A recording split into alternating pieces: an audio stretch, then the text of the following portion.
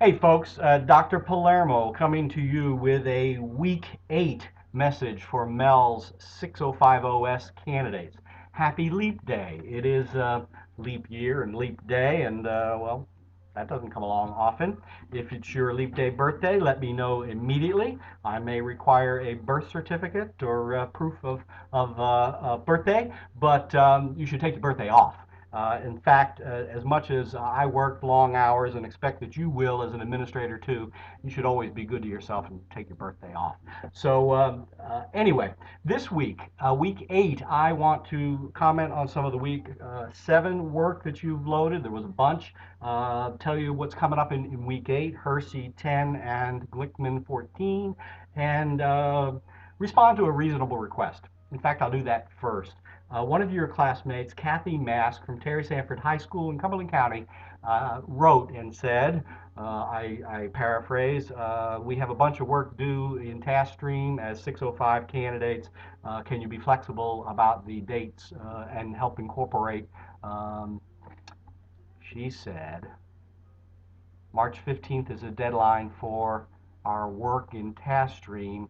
Can we adjust week 10 to eat spring break and week 9 to week 10? Well, um, I'm a policy guy, and the policy at Gardner Webb is a 15-week semester with a week off for spring break.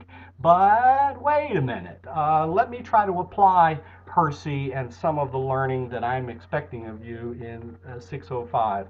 And let me try to model this stuff if I can. Uh, I consider you my employees. You're working for me, and how do I want to manage you? What would situational leadership say about this request? Um, Kathy thinks we should have some slack here. Dang, I had a bookmark in this page before. Um, One of the big things about the Hersey situational model is the readiness, willingness, and ability. So let me ask myself, self, supervisor, are my employees in this organization able and confident and willing? Well, what have I seen so far in 7 weeks worth of work? You are, for the very most part, turning in work on time, and you're turning in good quality work, both in the dialogues and in the discussions and in the artifact posts that I've seen so far. You're responding to each other in a positive, supportive way. So, able, confident, and willing, yes, y'all deserve to be cut some slack. So, thank you to Kathy Mass for asking that, and I will adjust the deadlines. Week 9 will now go to the same readings, but the assignments attached to those readings, I will adjust the deadline to the end of week 10, March 20, and move the deadlines for week 10 to the end of spring break. So, listen, spring break. I worked in year round for a whole bunch of years, but so everybody gets spring break at a different time, and it's never lined up. But the week of March 21st to 27th is for our purposes the Gardner Webb spring break, and I'm happy to move back deadlines a couple of weeks. Back to week 7. There was a point about power in week 7. I'm exercising my power in a way that I hope you would as a leader. When you find that folks are able and willing and confident, you cut them some slack, you back off. As you'll see this week in the constructive discipline chapter, when folks are not doing what they're supposed to do, you have to bear down a little more. And I'd be stricter with deadlines if you all weren't meeting them. So cut your employees some slack when you're a supervisor.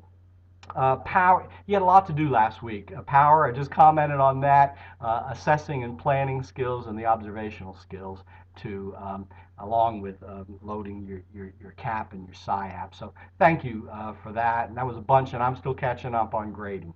We are in week 8 now, and Hersey 10, Glickman 14, constructive discipline and program evaluation. Very briefly, Hersey. Wow, this chapter is meant to be the situational leader disciplining an employee, an adult. But my big takeaway from this chapter was this is the way that I taught my assistant principals to discipline kids. And it certainly worked on the middle school, and you'll have to adjust it when you are working with high schoolers or elementary. You adjust your language to fit the age appropriate. But on page 179 in the Hersey text, 179, 80, 81 in my text, some things to remember when disciplining an individual. This should tie into the assignment to observe an assistant principal or someone at your building disciplining a student. And these are the questions that you were to be asked and to respond to. Was the intervention timely? In other words, you don't call a kid down 2 weeks after a fight, to ask him about it. You do it that day. You take care of it in a timely fashion. Varying the emotional level. Read what Hersey has to say there, and well, I'm not going to comment much more on that. Focus on the performance. This is really important with an employee, but with a kid too. Focus on the behavior, what happened. Not try to take the emotion out of it as much as possible, and be specific. Do your homework. You got to have the facts. Whether you're disciplining an adult or a child, make sure when you're speaking with them that you know as best that you can the facts of the situation. You take statements from kids. You cross-check your statements. You make sure that yes, I saw Johnny hit Susie in the mouth. Okay. Keep it private. Disciplining a kid or an adult should never happen around others. In the office with the door closed, and it's best to have a desk separating you two, but keep it private. So punishment, negative reinforcement, yes, the discipline plans at most schools and school districts are negative. You're putting the kid out or into ISS or somewhere, but basically you're trying to do behavior modification and extinguish behavior, help kids make better choices. So anyway, great chapter there for disciplining adults or kids. How about Glickman, chapter 14, program evaluation? This might seem like a really difficult or deep topic. It can be. Some folks write their doctoral dissertations as program evaluations, but take some of the mystery out of it, and on page 187 in my text, the overall instructional program evaluation described in chapter 14 in Glickman. Hello, this is your SIAP. If you're doing a whole school instructional program evaluation, you're looking at student achievement data, you're disaggregating that data, you're looking at discipline data, you're looking at teacher characteristics, surveys, community characteristics. You've done it. It's a SIAP. How about trying to decide for the purposes of your school whether a program is effective? When I say program, I've given you some examples here. You do PBIS in your school. I bet you have some sort of after-school program, whether it's for intramural athletics or for after-school tutorials. You probably have some reading or other types of software programs in your school. Are you getting the bang for your buck on that program? In other words, usually there are resources allotted for after-school or software. It's money or people. And if you're making that investment, are you getting the outcome that you want for that input? People, time, money are inputs. Outputs, student achievement, passing, student satisfaction when they're at the athletic program. So inputs, activities, outcomes. Make a bulleted list of the things that you would need to check for a particular program at your school. Maybe you want to do the program evaluation then. Okay, so what else? The SIAP.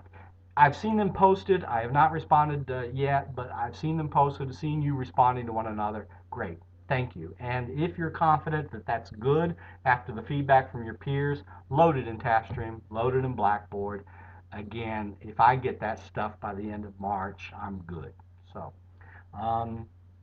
that's it for this week. That's another busy week, but responding to your peer, I will move deadlines back for weeks 9 and 10 to catch.